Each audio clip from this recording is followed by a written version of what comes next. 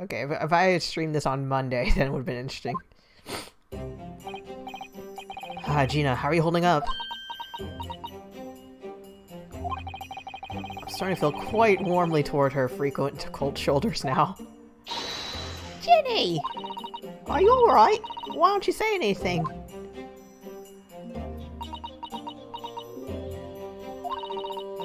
What's the point, eh? Why go to all this trouble and fight so hard? For the likes of me? What? Well, you saw it. That picture. What picture? There were a handful of pictures. Ah, you mean this? The photograph taken by Ailey's red-handed recorder. Once again, my attempts at accents suck. I'm sorry. Well, I didn't think it would have captured a scene like that, that's for sure.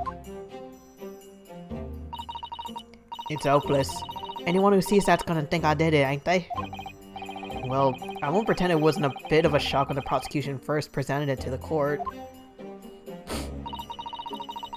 Surely you gotta have your doubts about me now. You can't think I'm innocent. Of course I can.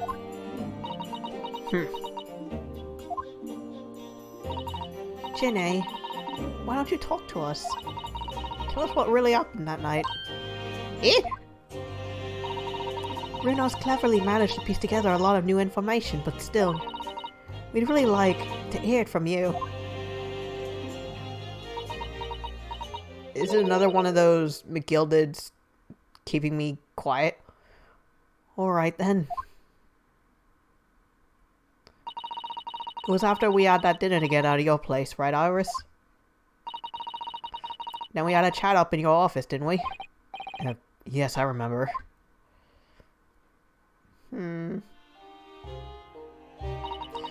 After that, I just couldn't get to sleep. So I slipped out and went down the street to the 2 to 1. 2 to 1. Wonder why it's called that. To Winterbank's place. I had to know. If Iris' story was there or not. The Hound of Baskerville. Store for rent.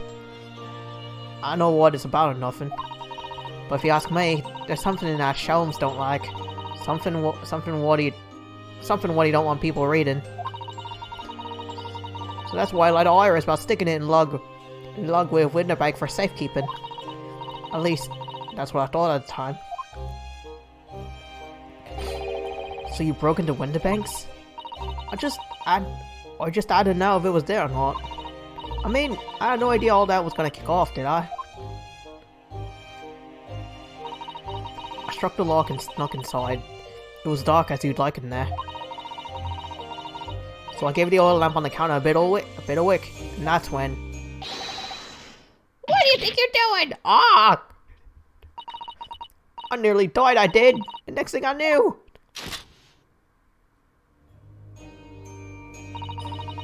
I grabbed the gun off the counter and was waving it in the air like... I don't know what.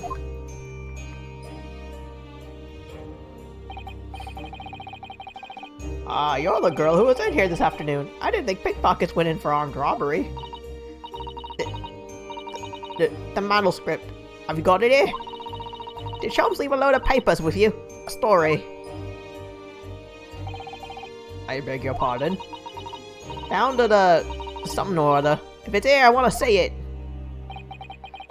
I'm sorry, young lady, but I'd sooner... Oh god, no. Don't point the gun at yourself. I'd sooner die than relinquish an article belonging to one of my customers. I don't want it. What would I do with it anyway? I just want to see if it's here, that's all.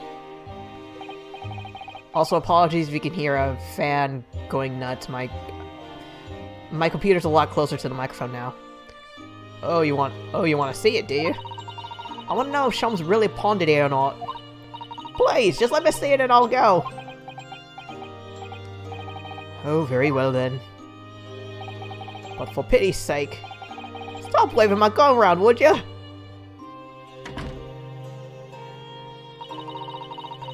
So then the old Calv unlocked the storeroom door and we both went inside. And it was there alright. Manuscript. Shelms weren't lying after all. You did all that just to check for me, Ginny?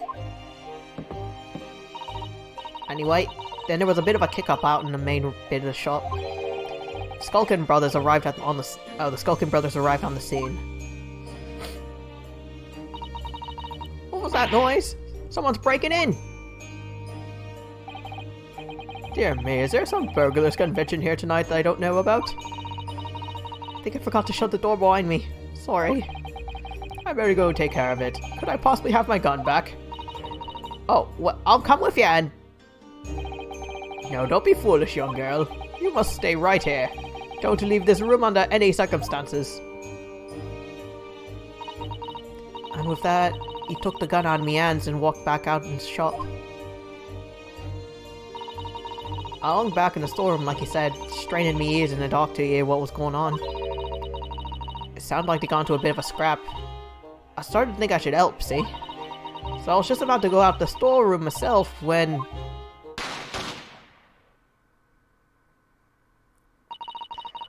I heard a couple of shots go off. 2, I think. Almost at the same time. And then there he was, right at my feet. Lying face down on the floor! I was right next to the storeroom door, so I slammed it shut and locked it quick as you like. Because you thought whoever had shot Mr. Winterbank might come for you? Yeah, so I went to grab the old cove's gun. I figured I'd put up a fight at least. But when I got a better look at him, I knew.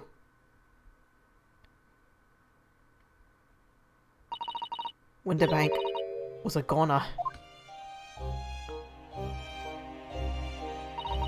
I felt funny in my head all of a sudden. Kinda dizzy. And after that, I don't remember nothing.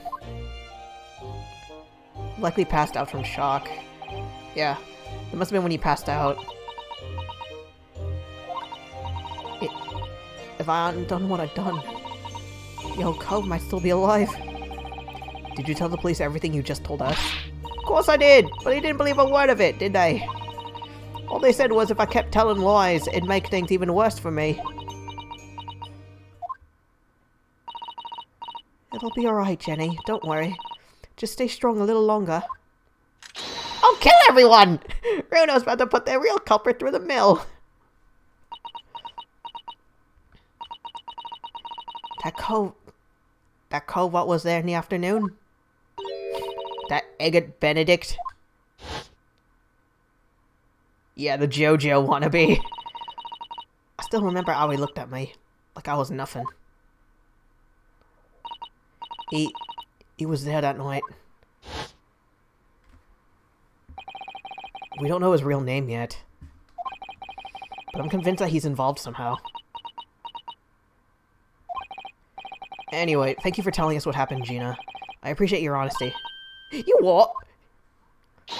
You can leave it all in Bruno's capable hands now, Ginny.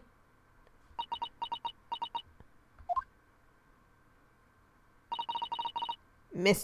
Naruto. Yes? How come you trust my... I don't get it.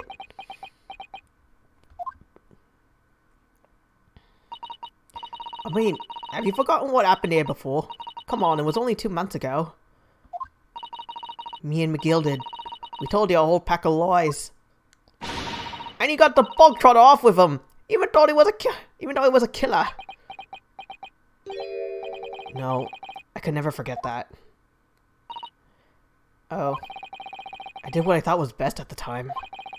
But the pain of that error of judgment doesn't get any easier to bear. Still, don't forget that I also made you a promise. I told you that I'd be on your side to the bitter end, no matter what. But what if I'm lying? You could be working to get another killer off the hook for all you know. I was once in your position, Gina. I was the accused in a trial. Technically twice, but one of them wasn't in a trial. You were? Before I left Japan, I was accused of murder. And strange as it might sound, the circumstances of the crime were pretty damning. I was sure that no one would believe it wasn't me who done it. Bruno. But there was one person who stood up for me, who believed in me and was prepared to defend me. Senpai! My best friend. Ryunosuke, no one believes in you more than I do. Leave this to me. All you need to do is put your faith in me and I'll do the rest. was so happy I cried. But even then, somewhere inside me I couldn't help thinking, surely he doesn't really believe in me. Not completely. But I was wrong.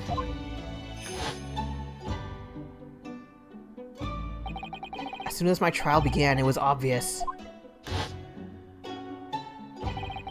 They had an absolute, unwavering belief in me.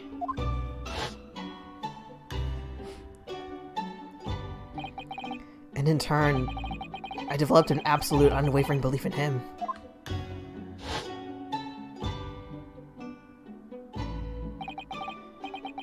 Since then, I came to realize, if you want someone to believe in you, you have to believe in the other person first.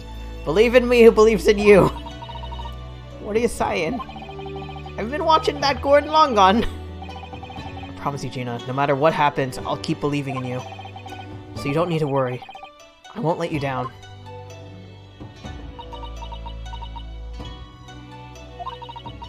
Even though I'm a diver and a no good lawyer. You're not like McGilded. I know that. That's right, you're our friend, Jenny! I completely forgot you were here! Iris! We know you better than you think. Okay, maybe it's just me, but whenever someone says that kind of phrase to me, I feel insulted. I don't know why. And we've come to the conclusion that you're someone we can trust. Yes. That's really all we need to know. Exactly. Mr. Naruto,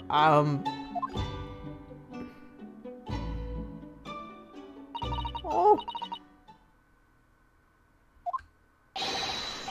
Defendant Gina Lestrade, their legal representative. We're here to interrupt and destroy the mood.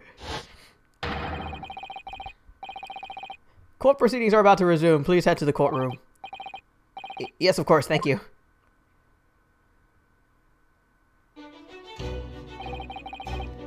I've been both a defendant and a defending lawyer in my time. Is this Kazuma's theme song? So I knew only too well just how hard it was to put all your faith in another. And I also knew just how hard it was to bear the burden of another putting all their faith in you. This is it at last. The final chapter. The final battle. Though, according to what I looked up, because Ace Attorney Chronicles is a combination of 2 games, there's actually 10 cases, so this will be the end of the first game. Wish me luck, Susato-san. I hope you're watching over me too. Partner!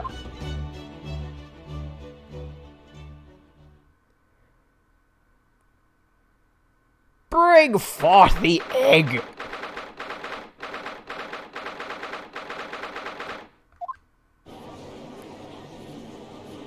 Where the hell is he?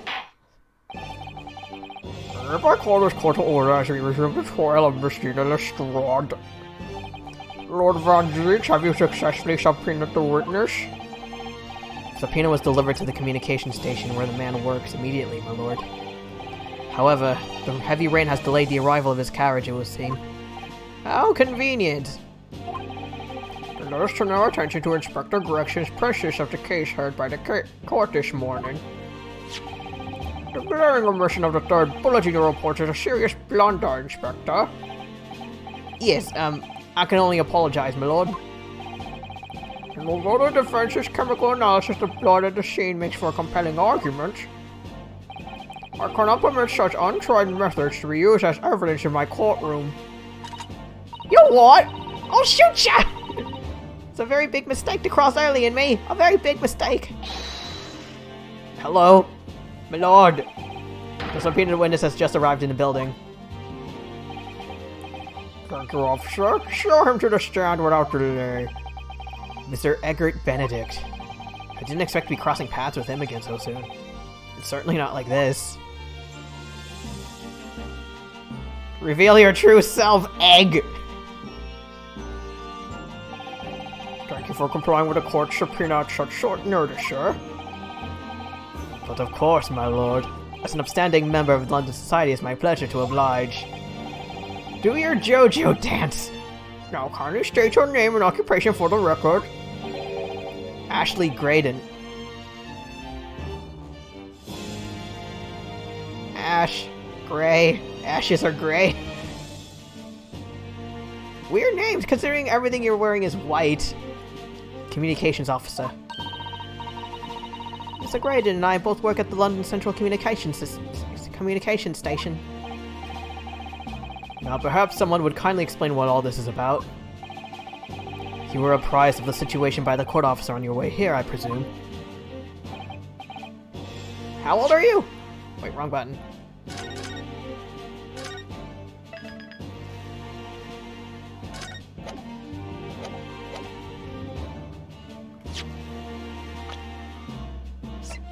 $34, $10, $48, $17, $27. I guess it works. I thought it was younger, like 22 or something. I guess one of those older than he looks tropes. Something to do with a murder that took place at a pawnbroker's on Baker Street. And some nonsense about me having been there on the night in question. That is the accusation indeed. This really is beyond a joke, you know. Do your boogie! Very well, without further delay, the court will resume your testimony. We'll hear your testimony now, Mr. Graydon. Oh, Graydon, I thought it was Grayson. You respond to the accusation made against you under oath. Boogie! There it is! Gladly, my lord, gladly.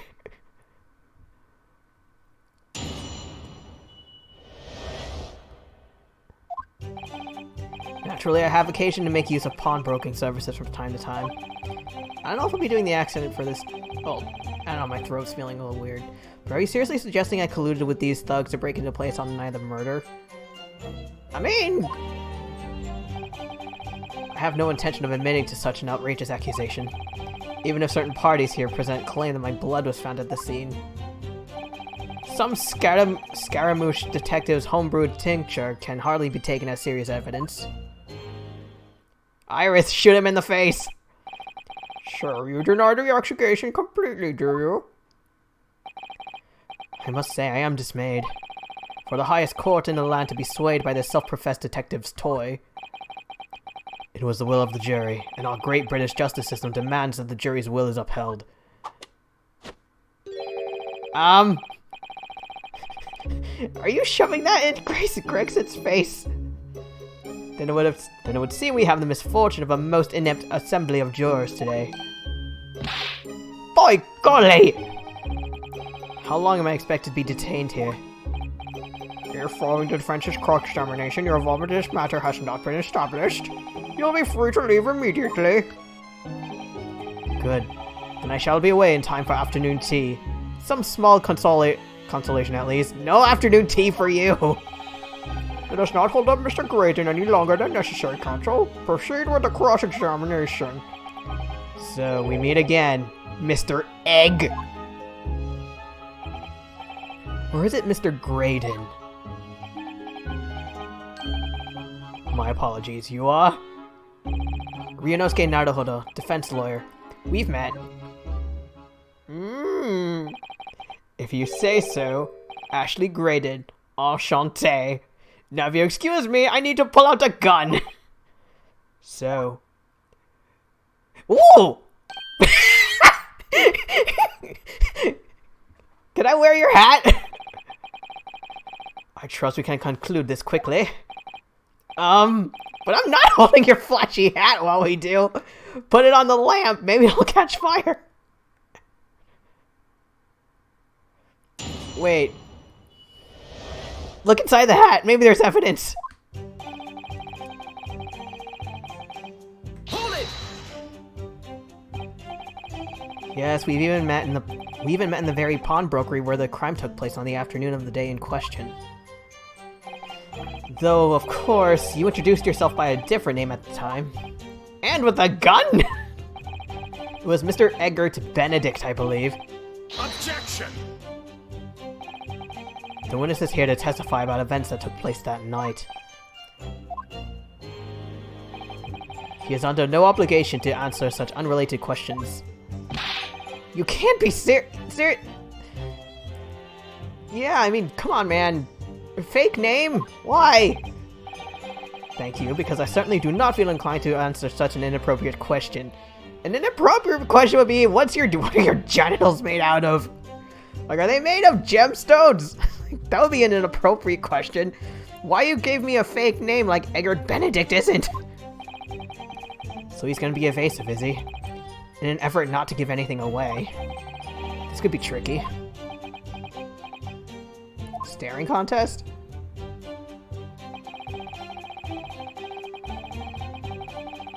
Hold it! Have you seen these two men before? This pair? It's like, look that way and they look away. No, I don't associate with criminals. Said by a man who'd introduced himself as Egg. I'd like to know who I have to thank for this. Who made this outlandish accusation against me? The young lawyer there in the black. This is a hey, we have photos of you, okay? This is a farce. Whose idea was it to permit an outsider to work in a British court anyways? 1, screw you. 2, the LCF, that's who. Well, needless to say, have no one to... Okay, I have to admit, he has a really nice hairstyle. Hold it! I just wish his personality was better. Where were you around 1 in the morning on the night in question, sir? That is past the hour at which I would normally retire. Certainly, I was not in the company of these rapscallions. Wasn't that if you look away, that's a tell? You were able to prove that? Objection! Listen carefully, my learned Nidoran friend. For you appear to be under a gross misapprehension of this on this point. What do you mean? The witness maintains he was not at the scene of the crime. He has no obligation to prove his absence. If your accusation is that the witness was present at the scene, the obligation lies with you to prove your assertion. Okay, I guess on one hand, it would be difficult to ask this dude, where's your evidence that you were asleep? At the same time, though, it's... We'll fulfill that obligation before putting any more unreasonable questions to the witness. A silent victory! Wiggle!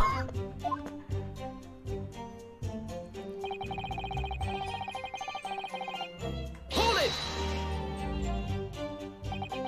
Blood was found at the scene of the crime. There's no question of that. Mr. Sholmes' chemical analysis has positively identified the substance as such. But I am not the only human to have blood running through my veins, am I?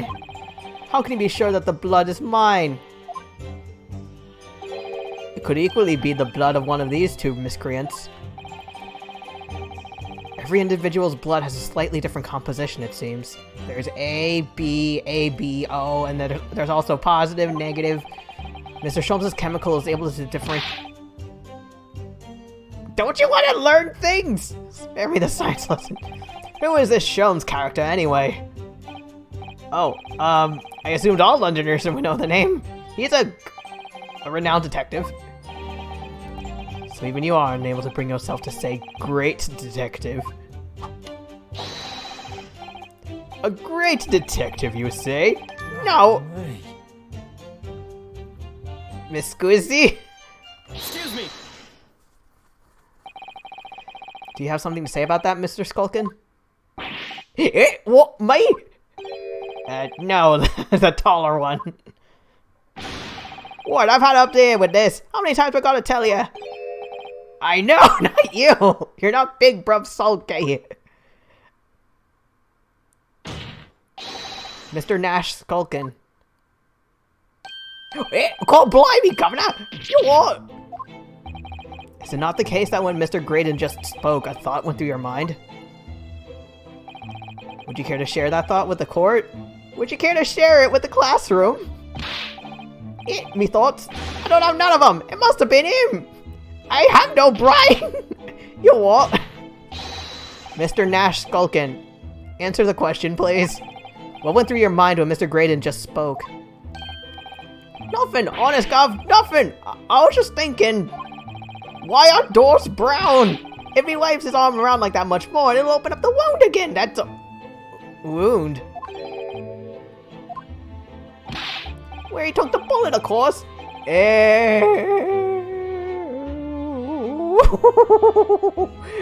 So you have met. It was only 2 days ago. It ain't gonna be healed up yet. So I was, you know, I was worrying for him, and thank you for the info. Oh, Hills Bales.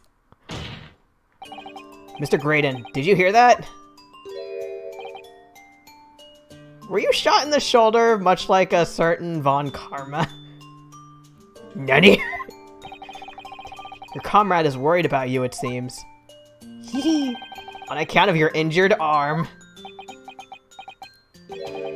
My lord. Yes, Mr. Graydon.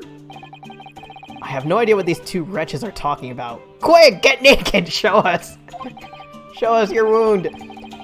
Certainly, I shouldn't be expected to answer anything in relation to their mindless insinuations. Or how about this? Like, think fast, throw something at him. If he catches it and he winces, then there is something going on. We know that someone other than the victim was hit by a bullet at the scene of the crime 2 nights ago. And from the height of the bullet hole in the wall, that person was likely hit in the upper arm or thereabouts. Show us, man. Perhaps you'd allow a court official to examine your arm, sir. The left arm that you're currently clasping with your right hand, as if in pain. What? Oh, it is. Okay. So it is the left arm that's in. Yeah, left arm. No, I refuse. You have shown no evidence whatsoever that links me to these common thieves. Accordingly, I am not obliged to permit any such invasion of my privacy. And as I've already said, I'm completely uninvolved in all this, but you do know it. I've never had anything to do with the pawnbrokery where this fellow was killed whatsoever. I take offense at the insinuation I was in any way involved. You claim to have had nothing whatsoever to do with Mr. Winterbank's pawnbrokery. What about that music disc? My lord, the defense would like that last statement to be added to Mr. Graydon's formal testimony. Very well, counsel. Continue with your testimony, Mr. Graydon.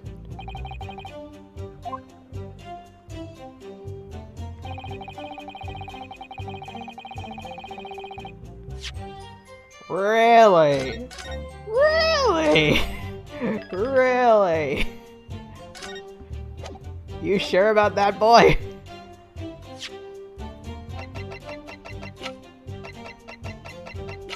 Can I present it? Objection! Yes! Have you ever seen this disc before, Mr. Graydon? Why? Is it supposed to mean something? Weren't you so desperate to get it? This disc was, until the day of his murder, in pawn at Mr. Winterbank's shop. It was redeemed by the defendant, Miss Gina Lestrade. Why did I say Lena? That afternoon. However, somebody mysteriously appeared to try to take it from her. And that somebody was you, of course. Wasn't it, Mr. Graydon? We have photo! As I've reiterated numerous times now, you are mistaken. That was not me. I've never seen that disc before in my life. Gregson, can you bring out that photo again? Wait, do I have it? Damn it. Where is it? It may have escaped your notice, but there is a small smear of blood on the disc. Oh yes, resulting from an abrasion of the thumb, perhaps. Give us a thumbs up, egg boy. That's right. The surface of the disc is covered in hundreds of tiny metal bumps. In the skirmish to acquire the disc, the thumb of the person who tried to take it suffered minor lacerations. So, while the disc bears the remnants of that skirmish in the form of this smear of blood, the thumb of the person in question must bear the remnants also, in the form of a scratch. Good gracious, indeed, boss! Mr. Graydon, take off your gloves! Refuse to allow a court officer to examine your arm before. Are you now going to refuse to allow us to examine your thumbs? Because I have no doubt that it bears a small scratch consistent with a smear of blood on this disc. Well, well. It would seem I've underestimated you. What is the meaning of this? So you admit it now. You admit you have a scratch on your thumb from when you attempted to take the disc from the defendant? Just admit it! Order! Order! Well, Mr. Graydon? It would appear there has been something of a misunderstanding here. I did not attempt to take the disc, as you put it. No, quite the reverse. Are you saying it's Gina's blood? It's really quite simple, you see. The disc was mine from the outset. Also, didn't you just say you had no idea what this disc was? Is there some crime in taking an item that you own out of pawn? What? It would seem, Mr. Graydon, that in this piece of evidence, my learned friend has established a link between yourself and the incident. Accordingly, you will tell the court everything you know about this disc now. Don't I have evidence that it isn't his? Redemption ticket. Owned by the victim. Okay, one for a box, one for a coat.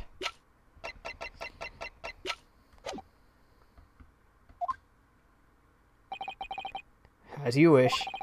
Though I'm quite sure it has nothing to do whatsoever with the pawnbroker's murder.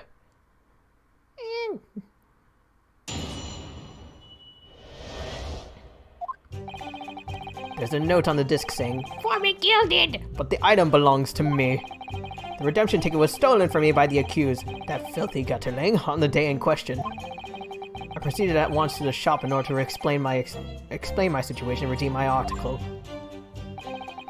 In the end, of course, the disc was taken by the police. In other words, I have had absolutely no reason to break into the shop later that same night. You would have broken into the police office? Did I hear you correctly, sir? Miss Gilded, you say? The famous London philanthropist? Who was burned at the stake?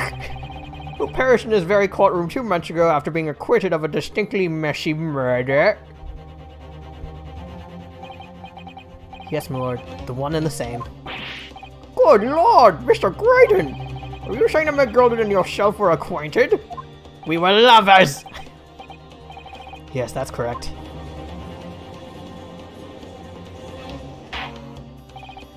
Order! Well, I certainly didn't expect to hear that name uttered here in my courtroom again. According to what Gina told us, this disc was placed in pawn on that fateful night 2 months ago. McGilded himself gave instructions to deposit it at Winterbanks.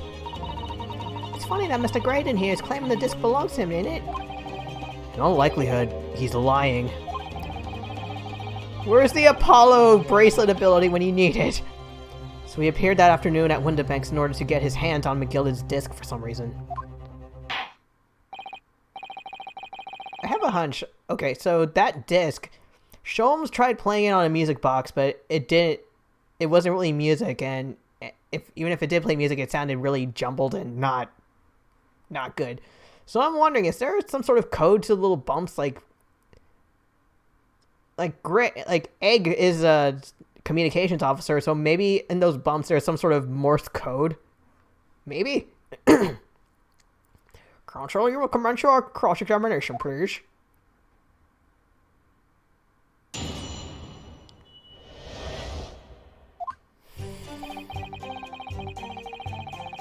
Hold it! Would you care to explain how this belongs to you? As you will observe, you don't have your hat anymore. A communications officer such as myself commands a fine salary. Also, when he swung his cane, I was hoping it would bonk Ringo and Gregson. You are certainly exquisitely dressed, sir. So you see, I have little need to make use of the services provided by the pawnbroker trade. However, I did once find myself in difficulties having misplaced my purse whilst on an errand. Which is why I pawned my fine black overcoat to the broker in question. The coat that doesn't fit? You claim that was your overcoat? Obviously, and in my haste, I clean forgot that the music box disc was in its pocket. And yet there is a note on it that reads, "For McGilded. I am a collector of rare and unusual music box music. I first met McGilded at a gentleman's club in the city." Gentleman? Okay. As far as I know, modern day definition of gentleman's club is, like, something of a strip club, so did it mean the same thing here? Discover I shared my penchant in that area. So the shoulder disc in question is a pre-production sample. I promised to let Mr. McGilded hear it. But then you forgot it was in the pocket of the overcoat you were forced to pawn. Yes, exactly. Gina didn't mention any of that in her testimony 2 months ago, did she? No, because Gilded had threatened her to keep her mouth shut. Which means if we dig too deep, it's gonna expose Gina's perjury. Ah, crap. It is complicated! Let's leave it alone for the time being.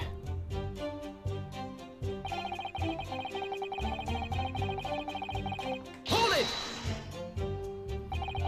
So you're saying that Miss Lestrade lifted the ticket from your pocket or bag? That's right. Despite being mindful of danger when walking in this insalubrious areas her kind frequent. Objection! That's classist, I think. Also, quick microphone adjustment. Oop. Maybe this will work. Miss Lestrade did no such thing. Well, of course you would take that stance, but the girl is a regular offender.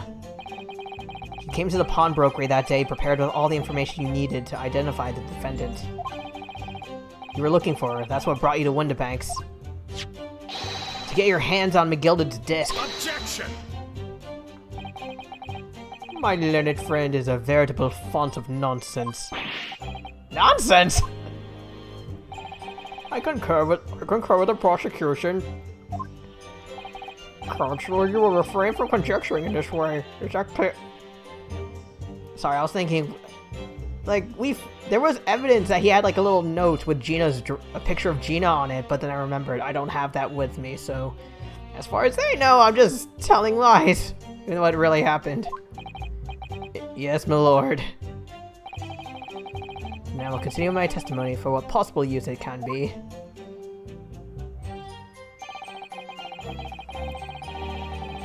Hold it! Had you ever been to Windibanks before? Only once for the purposes of pawning something. But like many, I enjoyed browsing in such establishments. So when you noticed that the pickpocket had taken your ticket, you chased after her. Is that correct? I just imagine Naruto, he just tries like a frisbee throwing the hat onto the wine bottle. Yes, that's right. I didn't notice at first, of course. Such is the art of the pick purse. But when I did, I headed to the pawnbrokery at once, in order to reclaim my coat before the thief could. I was merely trying to recover what was rightfully mine in the first place. Exactly! Like you...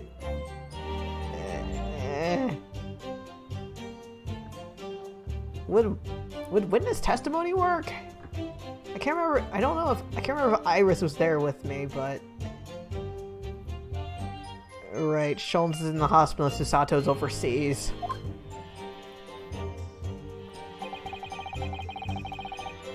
Hold it! Hey, Gregson!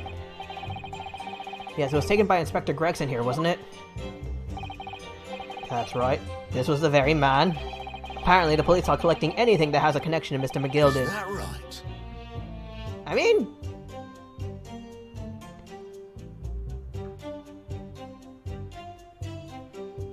I'm a little curious as to why, but is it sort of trying to find clues for why he was burned? Excuse me. Something wrong, Inspector? Well, my fish and chips disappeared. What do you mean? The last remark of Mr. Graydon made in his testimony seemed to trouble you in some way. No, I didn't. It's not. Leave it alone.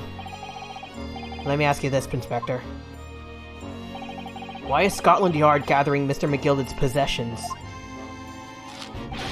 I can't tell you something like that, Sunshine! It was in his last will and testament! What is it, Inspector? Investigative secrets? Yes, exactly! You should know all about that!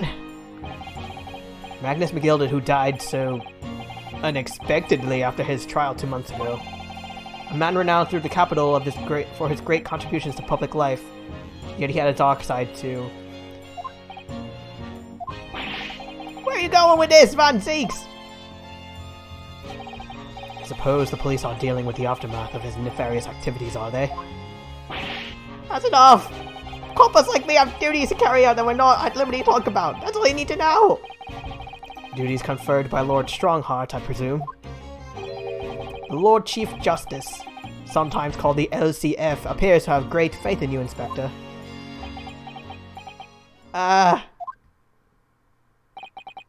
The bottom line is, if you want to get more out of me, you're gonna need Lord Strongheart's paw print first! He's a cat. Bring forth Lord Strongheart, we need his toe beans. What's all this about? It's like there's something going on between Gregson and Lord Van Zeeks here. Government conspiracy? Well, it would appear that the Inspector has revealed all he is at liberty to reveal. Mr. Graydon, let us return to your testimony. Gladly, my lord.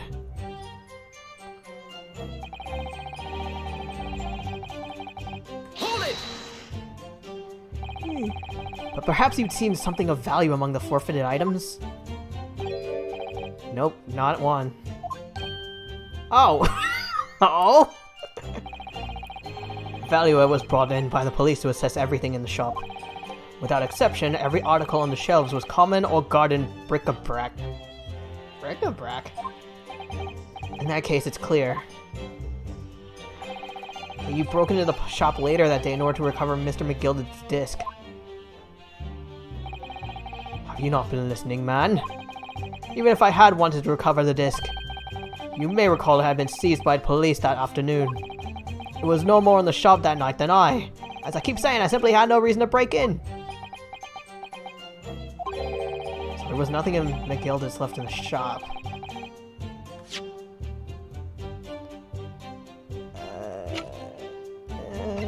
The coat, maybe? But he already had that.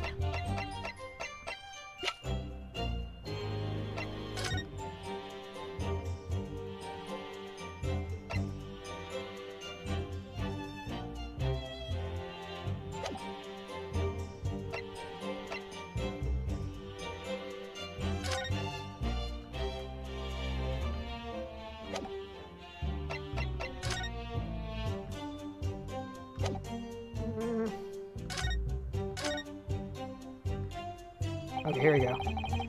Mr. When to make a pair of stuff to use the back of this photograph to write out a redemption ticket.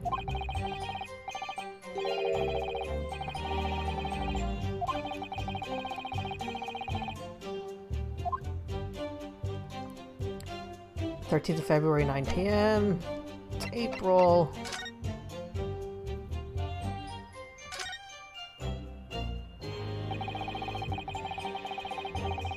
'15th.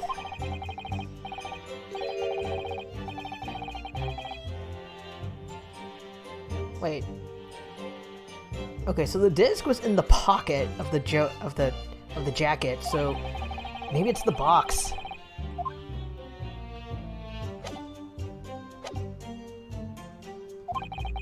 I wonder if that's really true. Bruno, if you have some evidence, let him have it. I'll shoot him. I'm dying to see that irritatingly assured expression of his crumble. Crumble like an eggshell. McGilda slipped the disc into his coat pocket and had it deposited at Windibank's. Then, when he realized he was going to be arrested on suspicion of the omnibus murder, he threatened Gina and forced her to take the redemption ticket. There's no doubt about it. That witness is lying through his pearly white teeth. The police were obviously after anything left behind by McGilda as well. That's why Inspector Gregson ended up taking the disc into custody. But Greg seems being very strange about all this. There's gotta be a reason for that. For now I need to focus on exposing the fact that Mr. Graydon is lying.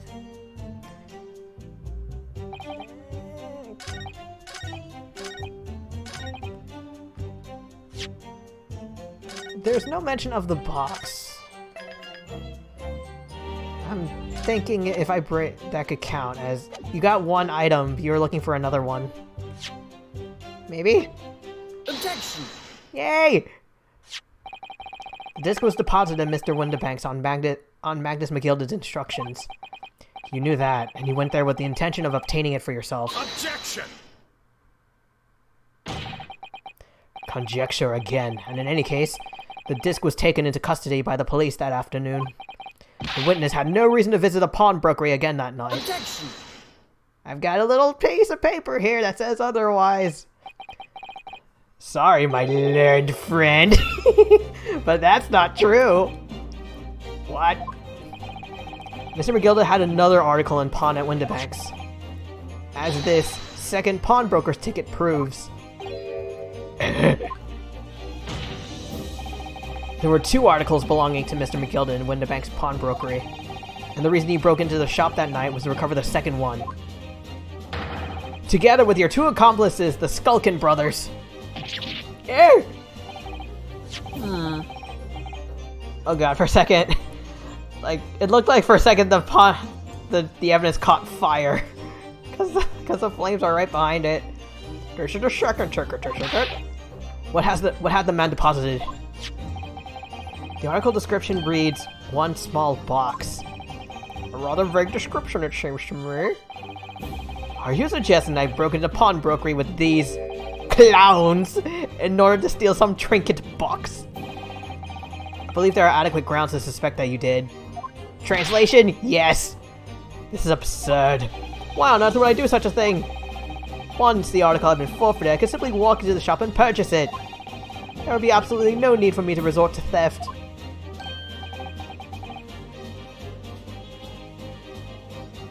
I mean, if you don't want to spend your own money.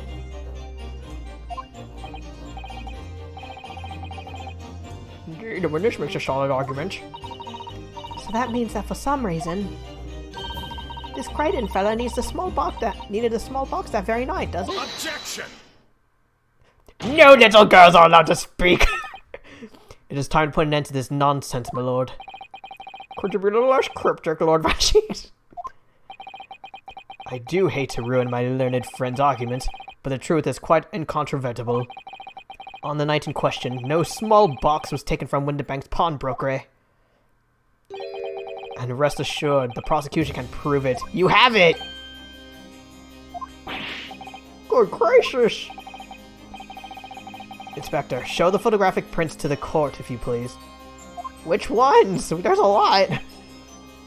Yes, sir. What prints? These prints was taken from one of the detective security cameras. What? Oh. Early's red-handed recorders again. As previously explained using this plan of the shop layout. The victim establishment was furnished with automatic cameras in two locations. One was set to capture the counter, where Mr. Windibank received his customers, and the other was set to capture the shelves on which articles were placed for sale once forfeited. According to the information on this ticket, McGilda's small box had been forfeited already. 2 days before the incident, at 9 PM on 13th of April to be precise. Which means it would have been on the shelves of forfeited items in the shop front. Now, what I have here is a print taken by one of the cameras about 2 hours before the incident. That's at 11 PM on 15th of April. Is that it? In the very center? The victim certainly had a very full shop, it would appear. Do we have to do another one of those cross-eyed stereoscopic things again? And then we have here another print.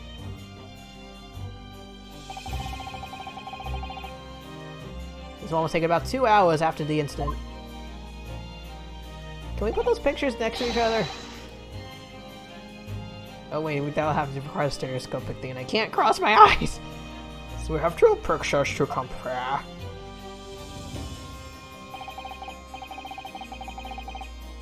What am I looking at?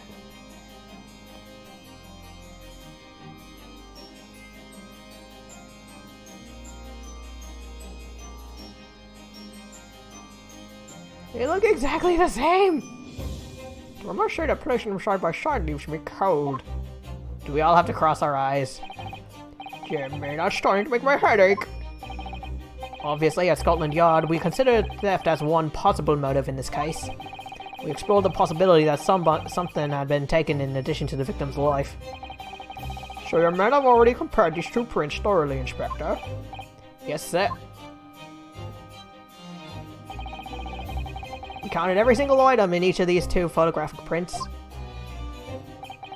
And the Yard's conclusion is that exactly the same number are present in both. In other words, nothing was taken from the pawnbrokery on the night in question. And my learned friend's assertion is nothing more than a hopeful fantasy. Fuck! I don't believe it! I could have just shown that he'd stolen McGilda's pawned box. I might have been able to break him down at least. You know what, Runo? I've been thinking. I wonder if these 2 photographs really are exactly the same. Put one over the other.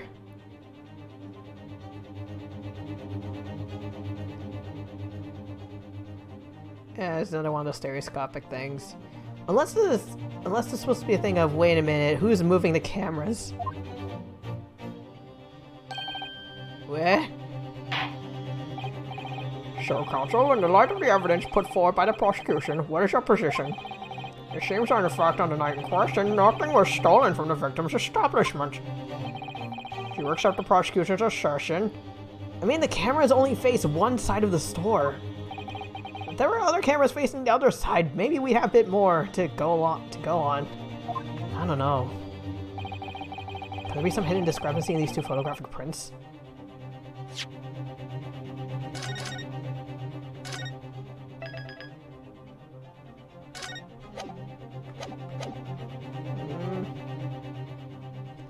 Okay, everyone, time to cross our eyes. Before I give my answer, my lord, I'd like to try something if I may. Try something? What do you mean, counsel?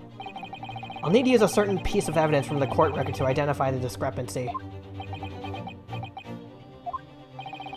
I'm not entirely sure I follow.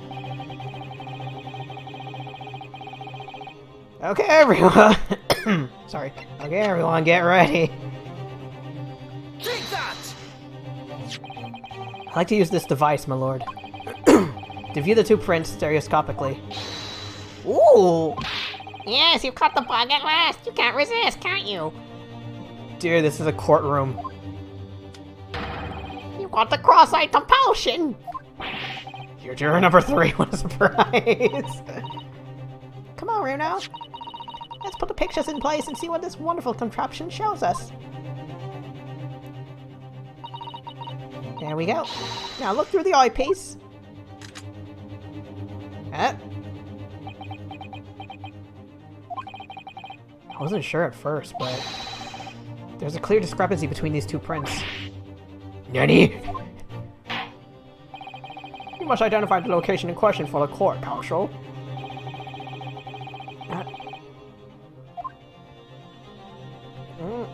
Did I have the pictures?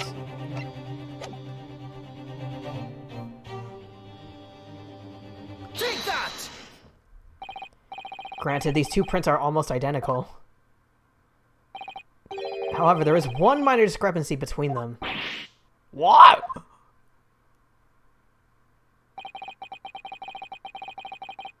When you view the 2 pictures stereoscopically... Oh, is it one of those, someone moved that box?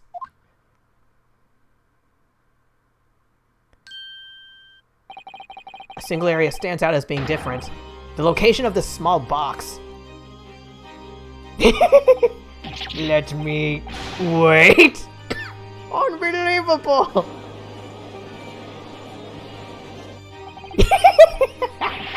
By Jove, you're right, how extraordinary! Oh, can we please stop the stereoscope stuff? My eyes hurt. What this tells us is very simple. Mr. McGilda's small box was indeed not stolen from Windibanks on the night in question. However, there can be no doubt that somebody picked up this particular box and then returned it to the place on the shelves. Are you suggesting that the small box originally deposited by Mr. McGilda was in fact... Yep, the very same small box I just identified in those photographic prints. Objection! Mindless guesswork! What if it was? So a box was moved on the shelf, nothing was stolen. Which means simply that nothing has changed. Boxes can hold stuff. What if the box was opened and they took something out? Did that ever occur to you? That may be true, but... Alright, Miguel's box wasn't stolen then. But doesn't the fact that it was moved like that change things?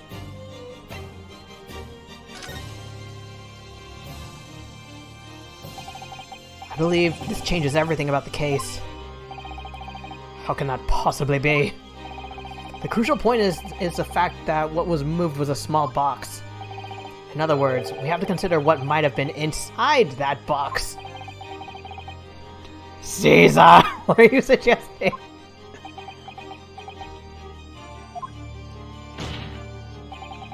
I'm suggesting that we need to examine that box as soon as possible. A vital piece of evidence is sitting on the shelves at Windibank's pawnbroker as we speak. Objection! That won't be necessary. Some little box belonging to a man who died 2 months ago can't possibly be relevant to this trial. Only one way to find out. The court does not uphold the objection, Lord Van Geeks. Bailiff, arrange for an officer to go to Baker Street at once. Obtain the small box in question and bring it back here for further examination.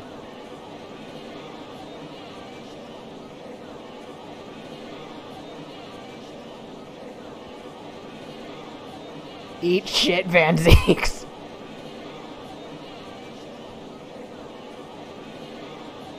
Three-way staring contest.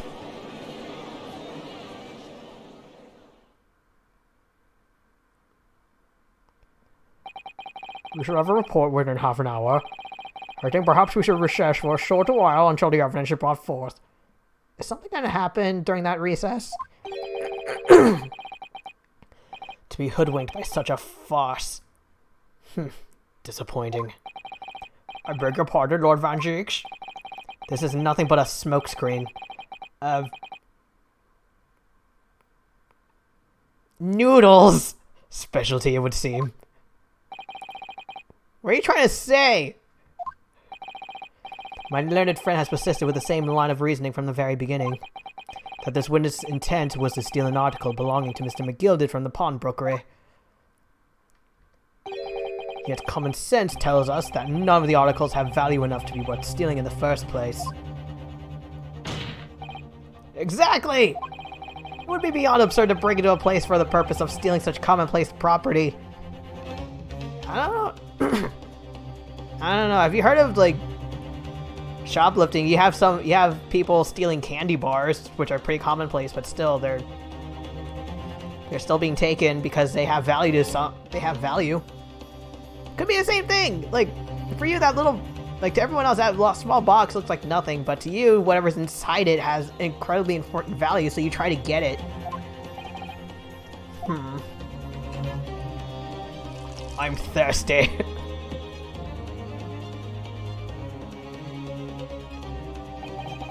If your lordship recalls, Mr. McGilded perished 2 months ago, immediately after the conclusion of this trial. A trial in which he was found not guilty. A trial in which it was established he was the upstanding member of society whose reputation implied, in fact.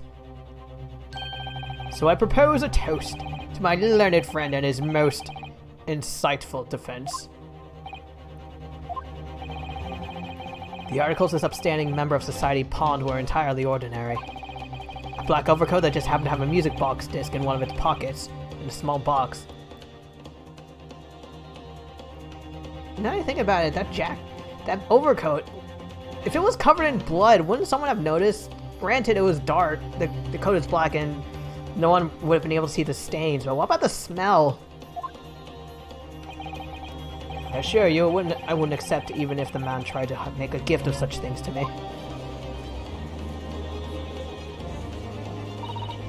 You know, that does make rather a lot of sense. It's not as if it was gold or jewels, is it? Oh, goodness knows Mr. Gilda was rich enough. You can't deposit cash at a pawnbrokery, I'm quite certain of that. The prosecution's argument is undeniable. The prosecution's argument is undeniably compelling. It is incumbent on the defense now to bolster its argument. Glass number 20! To explain what possible significance these commonplace articles pawned by this fine citizen should have. Royal Counsel, is your argument in fact demonstrable? I hope I pronounced that right. Show proof that the disc or box are in any tangible way related.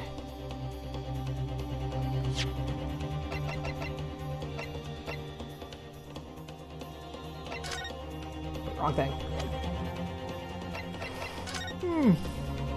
Did you understand? Yeah. Surprise for witness.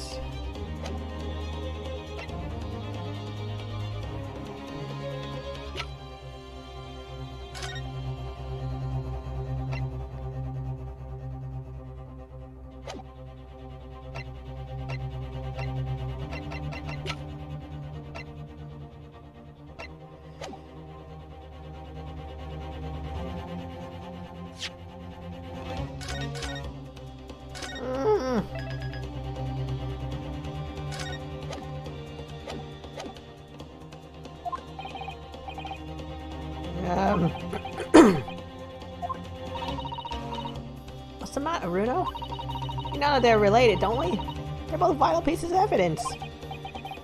Yes, of course. You and I both know that. We know McGilden's true character, and we know this disc is significant, even if we don't know why. But if we explain all that to the court at this point, we'll have to acknowledge that McGilden's acquittal 2 months ago was a mistake. That the defense's argument was flawed, based on false information. Oh, we'll have to admit that Gina did perjury. Oh no! And that would mean admitting that Gina committed perjury. But Jenny... Does he? Is that why he's doing this now? Because he's anticipated everything? But maybe... this could be a great opportunity for us.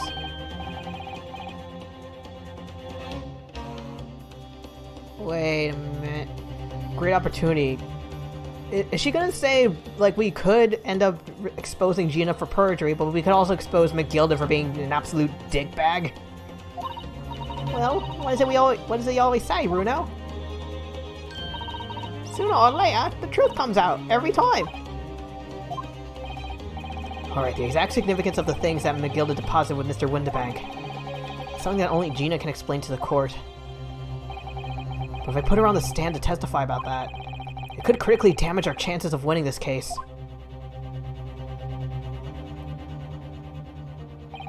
But at the same time, we need truth.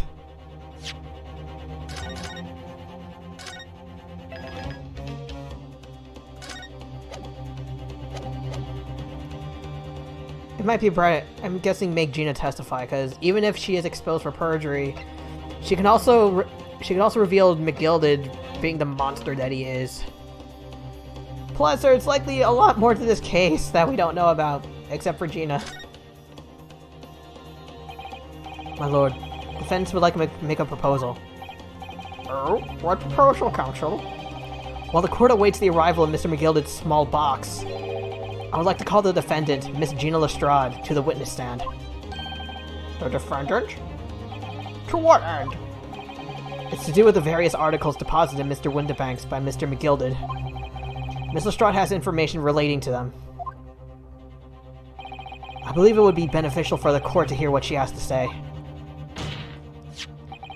It will prove the significance of the articles in question once and for all. Well, well. Things are becoming interesting. I presume you've considered the implications of the testimony you're proposing. In particular, the impact it will have on the accused's standing, and indeed your own. I have. Lord Van Zeeks, would you care to explain that last remark? The prosecution accepts the defense's proposal. I move to interrupt the cross-examination of the current witnesses and hear from the accused herself. Are we gonna put Gina right next to Egg? Because I don't think she'd be comfortable. Or heck, what if Egg tries something? Very well, if you have no objection. So, the court will now hear the testimony of the defendant, Miss Gina Lestrade. You witnesses currently in the stand may step down until further notice. Then I shall bid... You're staying here, asshole! I shall bid you good day. Wait. You, sir, shall remain in the stand while Miss Lestrade testifies. Thank you. As you wish. Okay, Gina, it's time. I know this will be hard, but please, put your faith in me here. Good luck, Runo.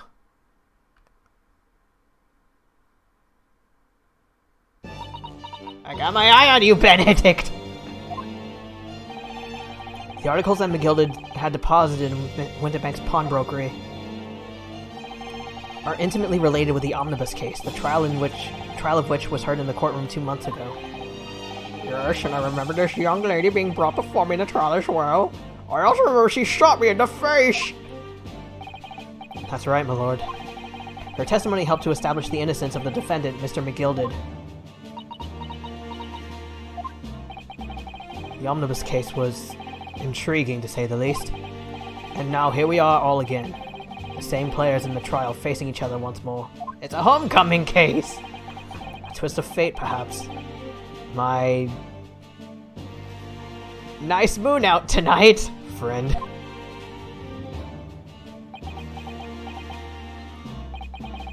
Allow me to recap the events of 2 months ago. An old brickmaker was stabbed to death in an omnibus running along London's winter streets. Apart from the victim, there was only one other person in the carriage, Mr. McGilded. Naturally, he was the prime suspect for the murder. But as the trial progressed, another possibility emerged. That the murder in fact took place above the defendant's head on the roof deck, with the body then being dropped through the skylight into the carriage below. Do we have to call in Fairplay and Lady First back? And Beppo? It was Miss Lestrade whose testimony brought that possibility to light. At the time of the incident, Miss Lestrade was concealed under a seat in the carriage, hoping to pick the pockets of unsuspecting passengers. Then, immediately after the trial, having been acquitted of the murder, Mr. McGilded died in this very courtroom, in the most extraordinary of circumstances. A mystery that remains unsolved even now, 2 months on. As indeed does the omnibus murder itself. Be that as it may, I recall neither the disc nor the small box being mentioned in the course of those proceedings. Yeah, because they weren't brought in yet, Miss Lestrade. Would you tell the court now, please? What really happened in the omnibus 2 months ago, I mean?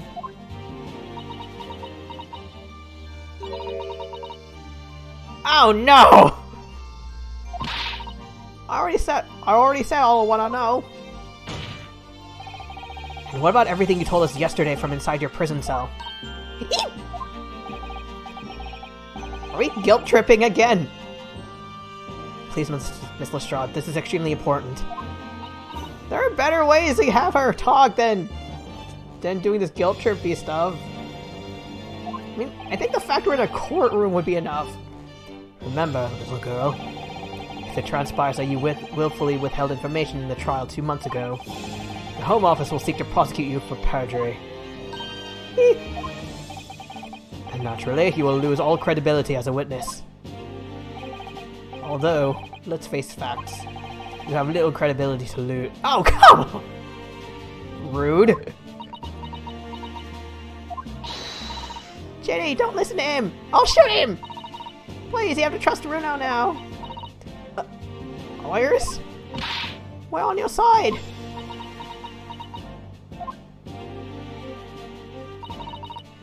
Alright then. I'll talk. It's the right choice, Gina. Well, it would seem that my learned friend is hell-bent on bringing the entire courtroom down about his ears. So be it. I must confess I'm struggling to understand what on earth is happening here. However, it would appear that Mr. McGillis pawned articles in that extraordinary case of the omnibus, harbor secrets of which we have been hitherto unaware. Sir, Miss Lestrade, you will now give your testimony before the court about the events 2 months ago. You will reveal the truth. Our commodity surely You really didn't have to say that part. This is it then. Everything's gonna come out. Like Van Zeke said. This could bring the whole courtroom down about my ears. But as a lawyer, I'm prepared to take the risk.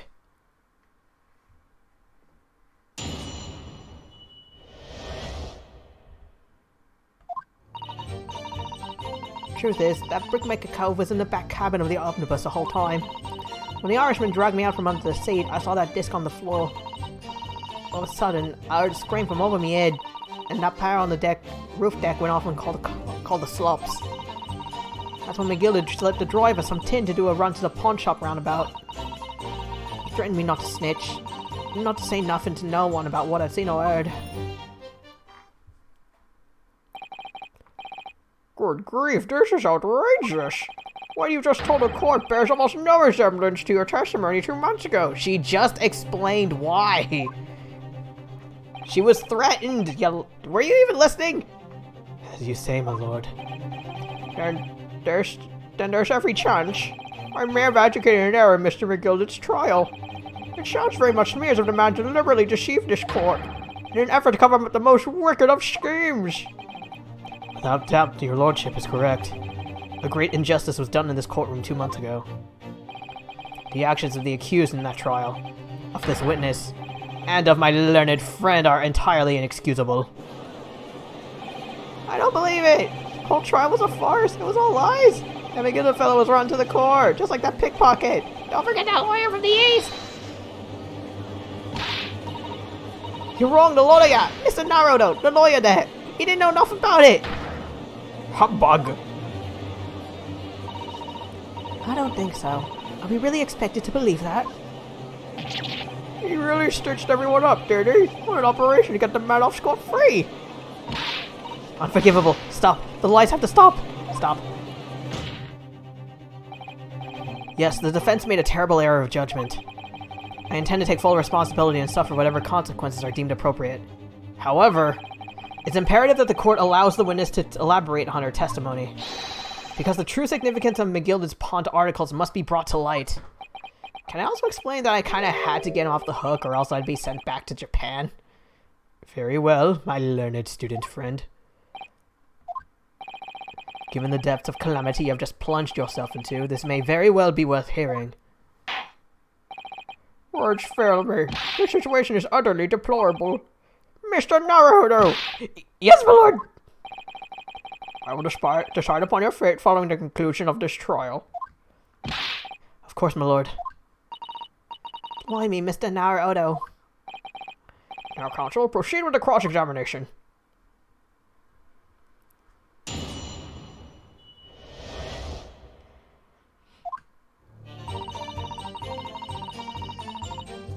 You doing okay there, Egg?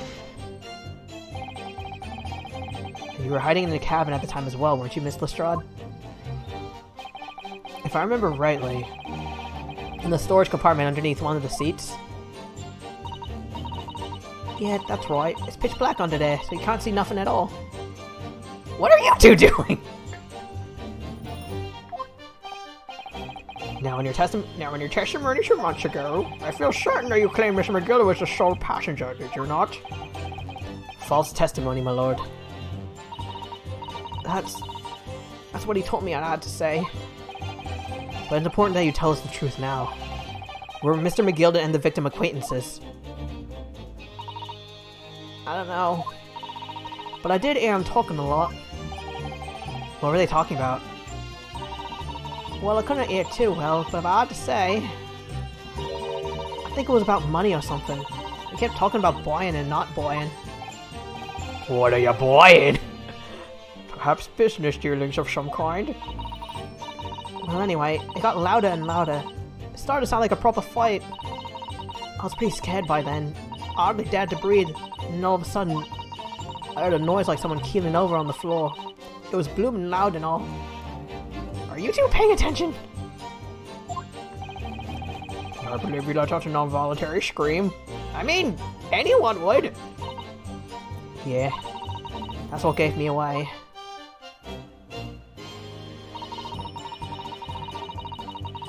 Hold it! Was the disc you saw this one? Yeah, I reckon it probably was. It was right next to the cove lying on the floor. Could this disc have belonged to the victim, perhaps? I don't know, but McGilder picked it up pretty smartish. And then he sat a cove with a knife in his belly up on the seat. What did he say to you at the time? He told me not to say a word about what I'd seen or heard to no one. About the disc and all. I was dead scared. The way he was looking at me, I thought, if I didn't go along with it, I get stuck with that knife too. Then he started asking me loads of questions. Like what my name was, where I lived and all that. He asked me about being a diver too. But after a while, what happened in the carriage was noticed. Yeah, that's right. First there was a kind of rapping noise. Like a knock knock?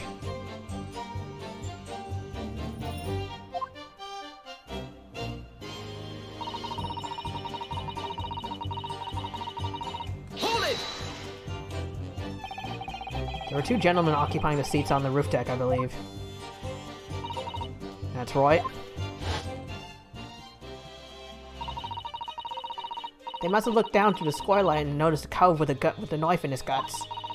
And I screamed, the driver pulled up the horses and McGilder got me out of sight.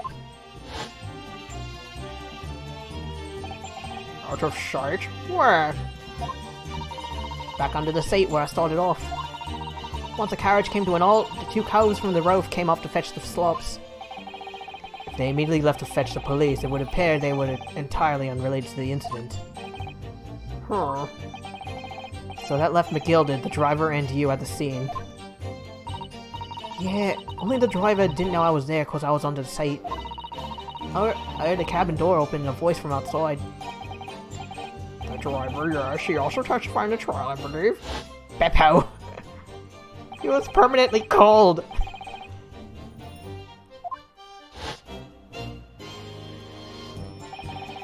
What did McGilder and the driver say to each other? I don't know what happened! It's stuff like that, mainly. That's when McGilder say... Hold it! The pawn shop obviously being Windibanks on Baker Street. Just a moment, counsel. Do you mean to tell me that the driver gave false testimony in that trial as well? Perhaps the excursion to the pawnbrokery slipped his mind when he was in the stand. Everyone lied in that trial. Indeed, Lord Van Zeeks. McGilder took off his coat and gave it to the driver. He folded it up, all careful like, before handing it over. When I saw him do that, I remember thinking, that coat and what's in it is gotta be worth a few bob. Oh yeah, that disc must be worth more than Windibank was suggesting, wasn't she? I remember her quibbling with him over the price that afternoon. The driver looked pretty happy when McGilder flashed some brass in his face. He went running off at a lick. Then a bog trotter called to me and told me to come out from the drag's cabin.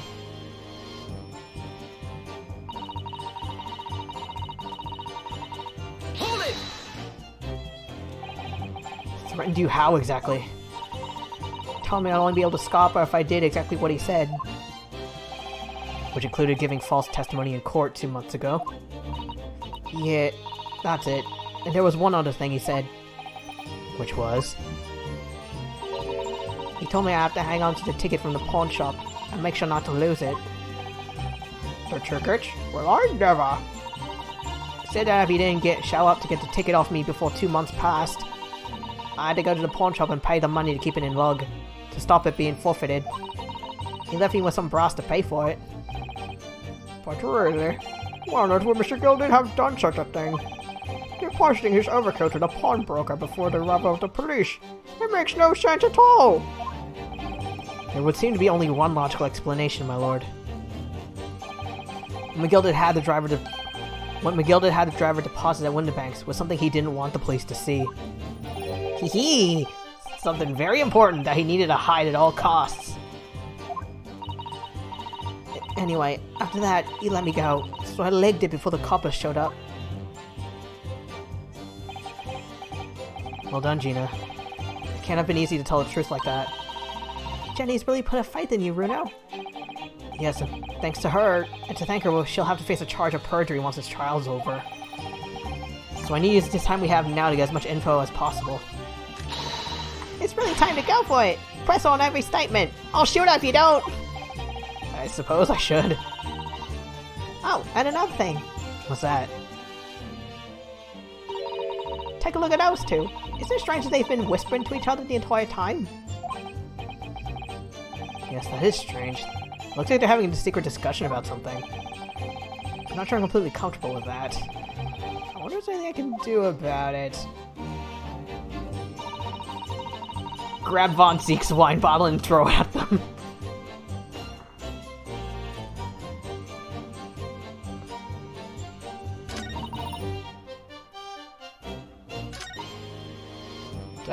Should I press everything in case they react again?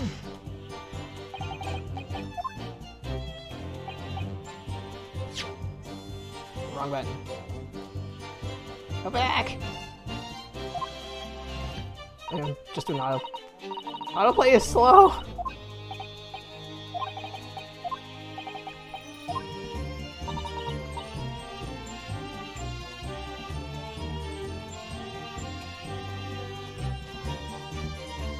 Do I have to yell at them? Like, wait for them to have an idea, or do I just yell at them random?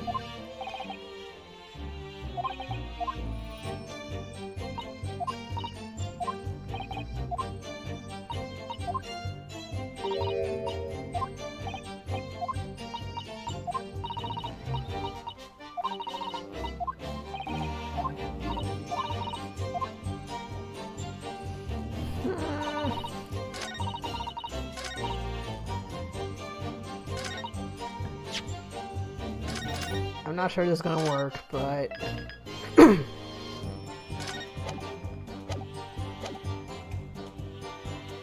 Hold it!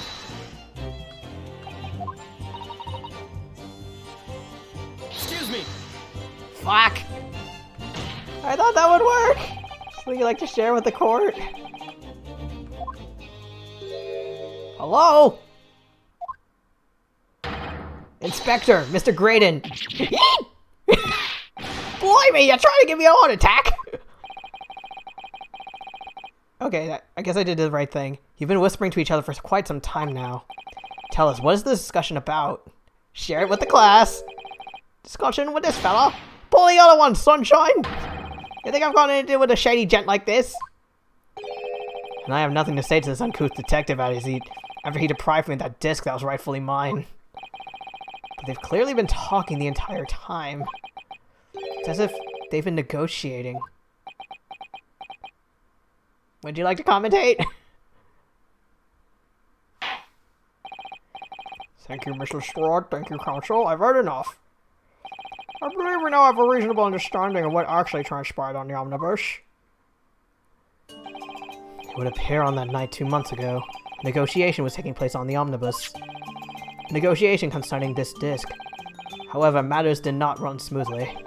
When the parties involved began to quarrel over price, McGilded took what he wanted by force, at the expense of the other man's life. Which proves my point! The disc is clearly extremely valuable. Although I don't understand why. And 2 days ago, precisely 2 months after the omnibus incident, the Gilded's coat and its contents were due to be forfeited. I didn't know what I should have done with the ticket. I mean, the Cove died right after his trial. I knew that. So you decided you would try to claim the articles as your own. Well, why not, eh? They were only gonna be forfeited. Why should I have got them? Anyway, you can't blame me for thinking about it. Thinking ain't no crime. Mr. Strada, it would appear Mr. McGilden was prepared to kill in order to take possession of this disc. Do you know why that would be? I ain't got a clue. But I reckon it must be worth a fair bit of brass. He was probably gonna sell it. And you can't blame me for thinking that. Thinking ain't no crime. It? Oh, they got it! The evidence of your lordship request has been located and is ready for a court's inspection.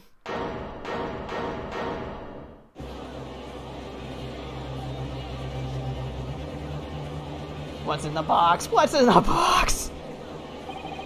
Mysterious little box deposited by McGilda 2 months ago.